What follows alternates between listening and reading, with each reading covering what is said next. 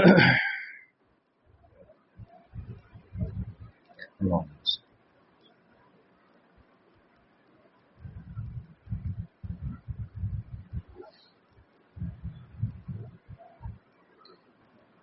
بالله من الشيطان الرجيم.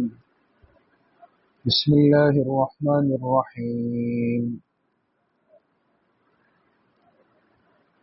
الحمد لله رب العالمين الرحمن الرحيم مالك يوم الدين إياك نعبد وإياك نستعين اهدنا الصراط المستقيم صراط الذين أنعمت عليهم غير المغضوب عليهم ولا الضالين آمين. اللهم انفعنا بما علمتنا وعلمنا ما ينفعنا وزدنا علما. تعلیم دین کورس سال اول اور سال دوم کی طالبات دونوں انشاءاللہ آج کے سبق میں ایک ساتھ شریک ہوں گے. ہمارا جو سبق ہے ہمارے ذمے وہ اس کورس میں جو تفسیر کا حصہ ہے، ترجمہ و تفسیر قرآن کریم کا جو منتخب حصہ ہے، انشاءاللہ وہ ہمارے ذمے ہے اور ہم اس کو پیر کے دن، ہر ہفتے میں پیر کے دن انشاءاللہ ترتیب کے ساتھ پڑھیں گے. پہلے سال اول والوں کا سبق ہوگا انشاءاللہ اور پھر اس کے بعد سال دوم والوں کا. صرف آج کی جو مجلس ہے، چونکہ ہم سبق کا آغاز کر رہے ہیں، کچھ باتیں ایسی ہیں جو ابتدائی اور مقدمے کی ہے. تفسیر قرآن کریم کو شروع کرنے سے پہلے اور قرآن کریم کا ترجمہ اور تفسیر کرنے سے پہلے ہر طالب علم، ہر طالبہ، بلکہ ہر مسلمان مرد و عورت جو قرآن کریم کو کسی نہ کسی درجے میں بھی سمجھ کر پڑھنا چاہتا ہے، اس کے لیے ضروری ہے کہ وہ ان چند باتوں کا التزام کر لیں، اہتمام کر لیں. اس لیے آج کا جو سبق ہے اس میں سال اول کی طالبات جو اس سال داخل ہوئی ہیں اور سال دوم کی طالبات جنہوں نے پچھلے سال پڑھا ہے اور آج یہ ان کا آخری دوسرا سال ہے، ان دونوں کا سبق آج ایک ساتھ ہوگا. اور جو باتیں عرض ہوں گی انشاءاللہ تو وہ سب طالبات نے لکھنی ہے، لہذا اپنی اپنی کاپیاں کھول دیں اور اپنے اپنے قلم سے ان باتوں کو محفوظ کریں. میں نے عرض کیا اس دن بھی کہ ہر چیز کو، خاص طور پہ ہر اہم بات کو لکھنے کی ایک عادت بنائیں. اہل عرب کے ہاں مشہور مقولہ ہے، العلم صید والکتابۃ قید. العلم صید فرماتے ہیں کہ علم کی مثال ایسی ہے جیسے کہ کوئی شکار ہوتا ہے. اب ظاہر سی بات ہے کہ انسان جس چیز کا شکار کرنا چاہتا ہے تو وہ چیز انسان سے دور بھاگتی ہے. تو اب کیا ترتیب کی جائے؟ تو فرماتے ہیں والکتابۃ قید، اس علم کو کتابت یعنی تحریر کے ذریعے سے لکھ کر قید کر لو. تو اس لیے اگر ہم چاہتے ہیں کہ ہمارا علم محفوظ ہو جائے، ہم ان 2 سالوں میں جو کچھ پڑھیں گے اور جتنا پڑھیں گے وہ محفوظ ہو جائے، تو اس کے لیے بہت ضروری ہے کہ ہم ان باتوں کو تحریر کی شکل دے دیں. ٹھیک ہے؟ تو اس لیے اپنی کاپی بالکل ایک متعین کاپی رکھیں، صاف ستھری کاپی رکھیں، اور جتنے آپ کے اسباق ہیں ہر ایک کا الگ الگ حصہ بنائیں. اگر الگ الگ کاپی نہیں تو الگ الگ حصہ ضرور بنائیں، اور روزانہ کا سبق جب لکھیں تو اس کے اوپر اس کی تاریخ، اس کا دن سب کچھ لکھیں، ایک منظم اور ایک مرتب طالبہ کی طرح آپ کا کام محفوظ ہونا چاہیے۔ تو دونوں کلاسوں کی جو طالبات ہیں آج وہ مشترکہ طور پر جو باتیں میں ابھی عرض کر رہا ہوں وہ تفسیر شروع کرنے سے پہلے ایک مقدمے کی باتیں ہیں جن کو پہلے ہم سیکھ لیں گے تو انشاءاللہ آگے ہمارے لیے بڑی آسانی ہو جائے گی۔ تو لکھیں مقدمہ تفسیر، مقدمہ تفسیر۔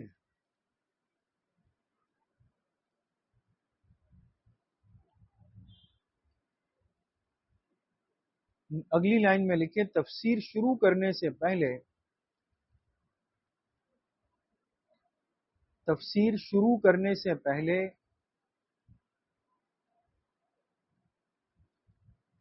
تین باتوں کا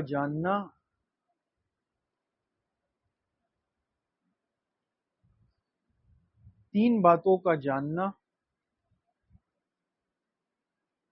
اور دل میں اس کا استحضار رکھنا ضروری ہے، اور دل میں اس کا استحضار، الف سین تا حا ضاد الف را، استحضار رکھنا ضروری ہے۔ استحضار کے معنی ہوتے ہیں کسی چیز کو حاضر رکھنا، موجود رکھنا۔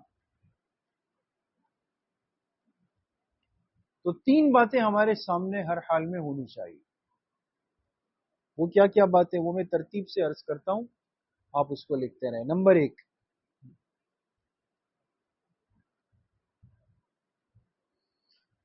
ایک، قرآن کریم اللہ تعالی کا کلام ذاتی ہے۔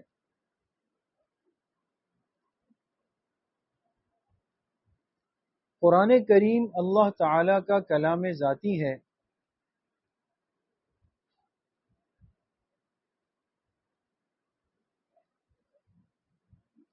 لہذا یہ تمام علوم کا مرکز ہے، لہذا یہ تمام علوم کا مرکز ہے۔ یہ پہلی بات لکھ لی، قرآن کریم اللہ تعالی کا کلام ذاتی ہے، لہذا یہ تمام علوم کا مرکز ہے۔ اس کو سمجھ لیں پھر ہم دوسرے نمبر پہ جائیں گے۔ اب بات کو سنیں اور سمجھیں۔ جو قرآن کریم آج ہمارے سامنے ہے، دو گتوں کے درمیان ہے، اس میں کل کتنے پارے ہیں؟ 30 پارے قرآن کریم ہیں۔ 30 پاروں میں 114 سورتیں ہیں۔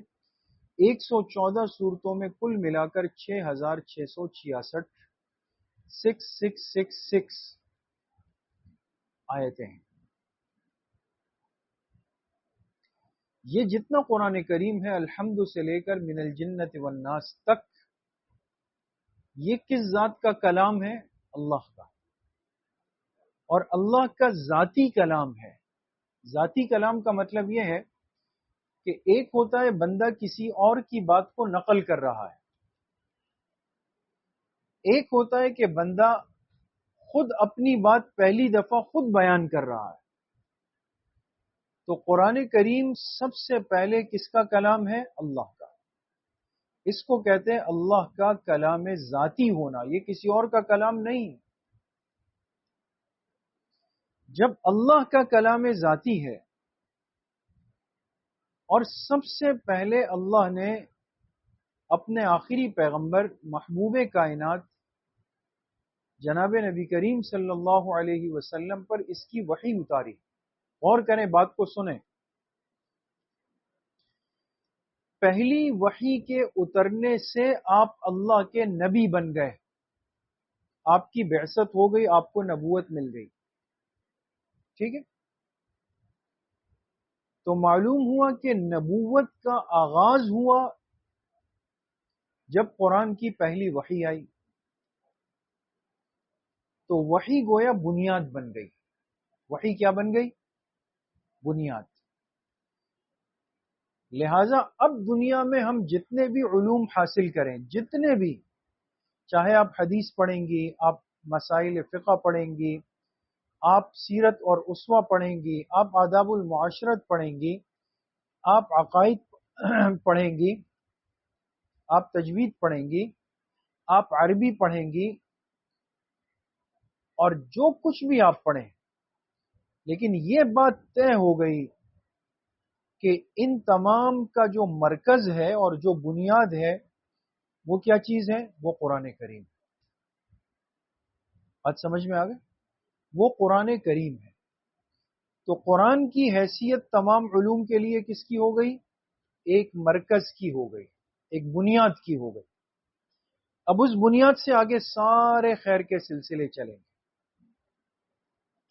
سمجھ گئے؟ تو یہ پہلا پوائنٹ ہے، پہلی بنیادی بات ہے تفسیر کو سمجھنے سے پہلے۔ ہو گئی؟ آگے لکھے نمبر 2، قرآن کریم ایک نور ہے۔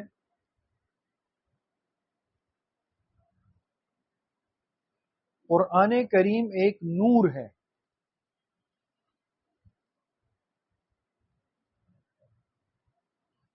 چنانچہ اس کے بارے میں اللہ تعالی نے فرمایا، چنانچہ اس کے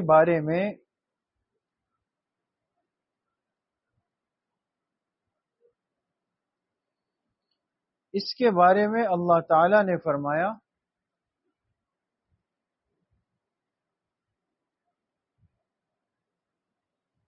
وَأَنزَلْنَا إِلَيْكُمْ نُورًا مُبِينًا، وَأَنزَلْنَا إِلَيْكُمْ نُورًا مُبِينًا۔ یہ قرآن کی آیت پڑھ رہا ہوں۔ وَأَنزَلْنَا إِلَيْكُمْ نُورًا مُبِينًا، اور اے میرے محبوب صلی اللہ علیہ وسلم، ہم نے آپ پر ایک واضح نور اتار دیا۔ لکھ لیا؟ تو اب کیا لکھا آپ نے نمبر 2 میں؟ قرآن کریم ایک نور ہے، جیسے اللہ تعالیٰ نے اس کے بارے میں فرمایا وَأَنزَلْنَا إِلَيْكُمْ نُورًا مُبِينًا۔ آگے لکھیں، اور اس نور کو حاصل کرنے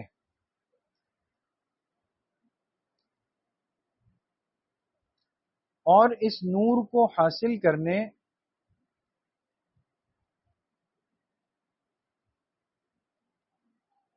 اور اس کی برکات سمیٹنے کے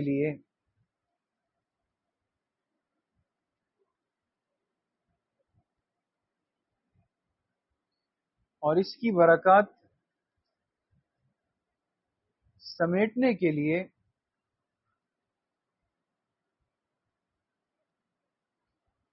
ظاہر و باطن کی پاکیزگی بہت ضروری ہے۔ ظاہر و باطن کی پاکیزگی بہت ضروری ہے۔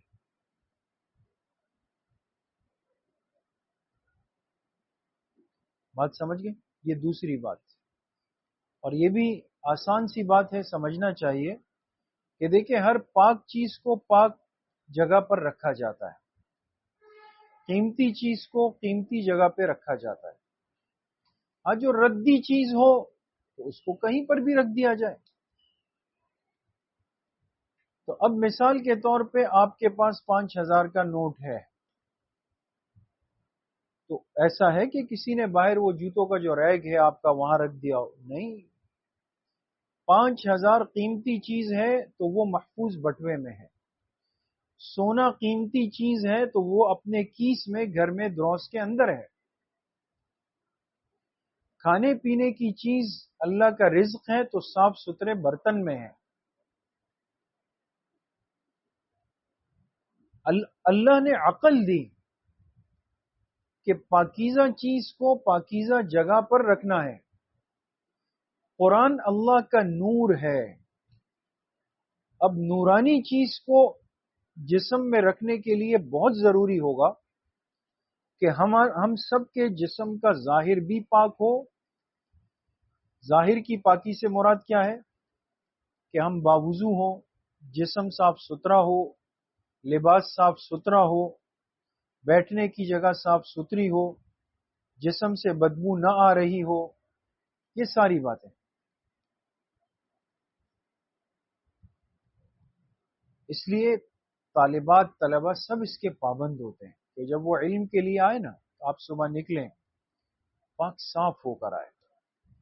گندے سندے ہو کے نیند کے آرام کے کپڑوں میں یا ہلکا سا وضو بنا کے اور بس چہرہ اس طرح نیند سے بھرا ہوا چہرہ ہے، نہ صحیح وضو کیا نہ صحیح کنگا کیا، کچھ نہیں کیا، اس طرح آ گئے، یہ آداب کے خلاف.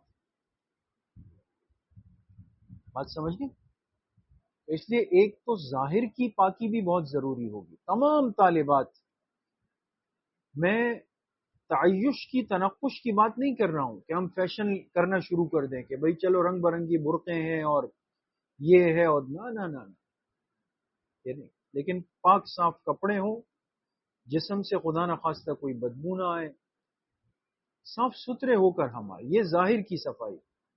باطن، اندر کے دل کے اندر جو کمزوریاں خرابیاں اور امراض پیدا ہوتے ہیں جو آج کل عام ہیں. اب ہمارے دل میں غیبت بھی ہے، حسد بھی ہے، کینہ بھی ہے، چغلی بھی ہے، بدگمانی بھی ہے، تکبر بھی ہے. یہ ساری چیزیں آج ہم دلوں میں پال رہے ہیں، ان کو بڑا کر رہے ہیں. اس لیے جہاں موقع ملتا ہے، چاہے مرد و عورت و عورتیں پھر زیادہ ہے، غیبت شروع ہو گئی، برائی شروع ہو گئی، بدگمانی شروع ہو گئی، بدنظری شروع ہو گئی، دل میں حسد کینہ بغض شروع ہو گیا، چغلی شروع ہو گئی، پیٹ پیچھے باتیں شروع ہو گئی، کسی کی زندگی کی کھود کرید کرنا اس میں شروع ہو گئے. ایک مصروف مسلمان وہ اتنا فارغ کیسے ہو گیا کہ وہ علم بھی حاصل کر رہا ہے، وہ اللہ کے کلام کو پڑھنا اور سمجھنا بھی چاہتا ہے، اور ہم ان باطن کی کمزوریوں کے ساتھ یہ سب کریں؟ کبھی نہیں ہو سکتا. اللہ اپنے دین کے لیے پاک صاف دلوں کا انتخاب چاہتے ہیں. اس لیے میں طالبات سے عرض کروں گا، عزیز طالبات، ہم جہاں قرآن کو، احادیث کو، تعلیم دین کورس کرنے کے لیے گھروں سے آئے ہیں، وہاں ہم اس بات کی خوب فکر کریں کہ ہمارے دل کی دنیا پاک ہو جائے، ہم قرآن کے اس نور کو اخذ کرنے، سمیٹنے اور محفوظ کرنے کے قابل ہو جائیں.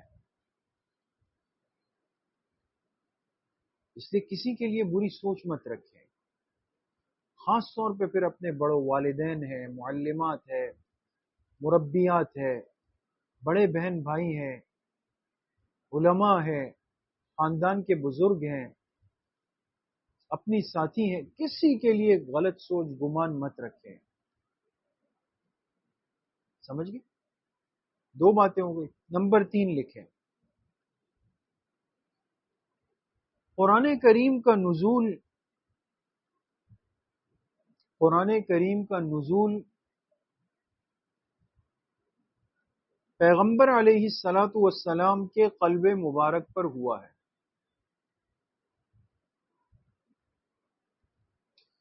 قرآن کریم کا نزول پیغمبر علیہ الصلاۃ والسلام کے قلب مبارک پر ہوا ہے.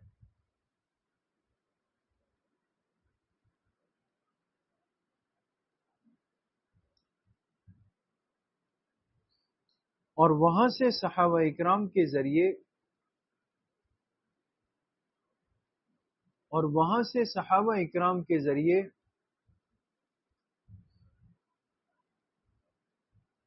امت تک منتقل ہوا.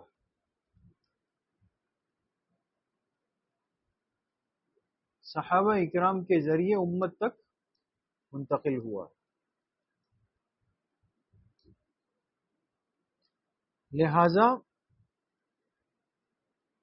لہذا اس قرآن کو صحیح سمجھنے کے لیے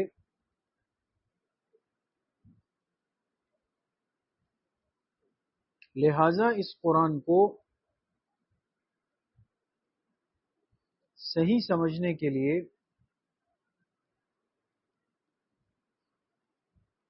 ادب والی زندگی بہت ضروری ہے.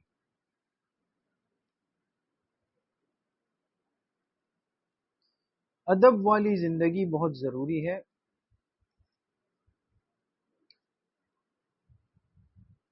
بے ادبی کے ساتھ یہ سمجھ میں نہیں آ سکتا. بے ادبی کے ساتھ یہ یعنی یہ قرآن کریم سمجھ میں نہیں آ سکتا.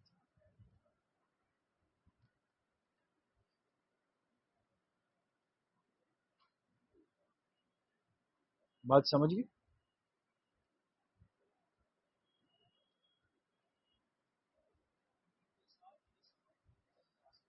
تو آج بڑی کمی کمزوری ہو جاتی ہے ادب کے اندر. ادب بہت ضروری ہے. بے ادبی کی مار بھی بہت ہے. بے ادبی کی وجہ سے محرومی بھی بہت زیادہ پڑتی ہے. ہم اپنے طلبہ سے بھی بہت تاکید کرتے ہیں، طالبات سے بھی کرتے ہیں. بے ادبی کرنا مشکل نہیں لیکن کوئی کمال نہیں. کوئی کمال نہیں.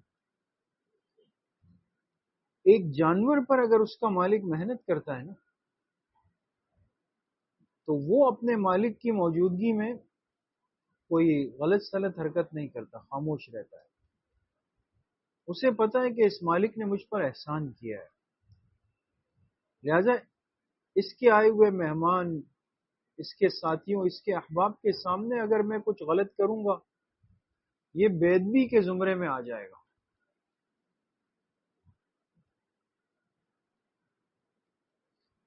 اس لیے میں تمام طالبات سے یہ عرض کرتا ہوں کہ ادب کا مزاج بنائیں، عادت بنائیں. اور یقین کریں آپ بڑوں کا ادب کریں، کل جب آپ بڑے بنیں گے یا بڑی بنیں گی تو اللہ آپ کے لیے ادب والے لوگ مہیا کریں گے جو آپ کا ادب احترام کریں گے.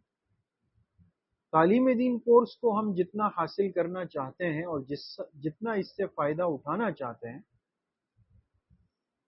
اس کے لیے آداب بہت ضروری ہے. اس لیے زور سے بات چیت کرنا، معلمات کی موجودگی میں ہنسی مذاق کرنا، بے ادبی کے ساتھ درسگاہ میں بیٹھنا، معلمہ یا استاذ کی بات پر ناراض ہونا دل میں، ان کے بارے میں غلط خیال دل میں لانا، کتاب کو صحیح ترتیب پہ نہ رکھنا، اپنی تپائیوں پر کچھ لکھنا، گھر جا کے والدین پر غصہ کرنا، ان کی باتوں کو ہلکا لینا، یہ سب بے ادبی خیال کرنا چاہیے. ادب آداب والی زندگی سے اللہ پاک بندے کو نوازتے ہیں. بہرحال یہ تین ضروری باتیں مقدمہ تفسیر کے طور پہ آپ سے عرض کرنا ضروری تھا. امید ہے کہ سال اول سال دوم کی طالبات نے اس کو اہتمام کے ساتھ لکھا بھی ہوگا، محفوظ بھی کیا ہوگا اور انشاءاللہ اس کو یاد کرنے کی کوشش بھی کریں گی. پابندی کے ساتھ آئیں، وقت پر آئیں. انشاءاللہ پوری کوشش رہے گی کہ ہر پیر کے دن ہمارا تفسیر کا سبق چلتا رہے. یہ کاپیاں لازماً اپنے ساتھ لائیں. اللہ کریم مجھے بھی آپ سب کو صحیح عمل کی توفیق نصیب فرمائے. وآخر دعوانا ان الحمد للہ رب العالمین. السلام علیکم ورحمۃ اللہ.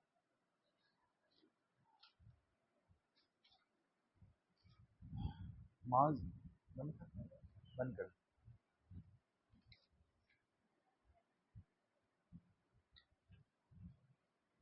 معاذ کو بلا لیں.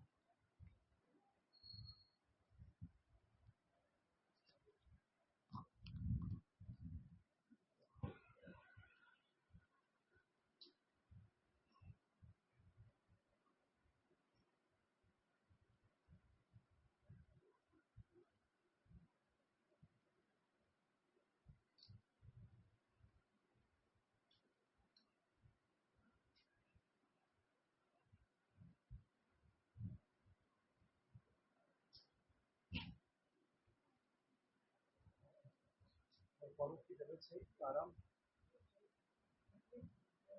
درد ہے.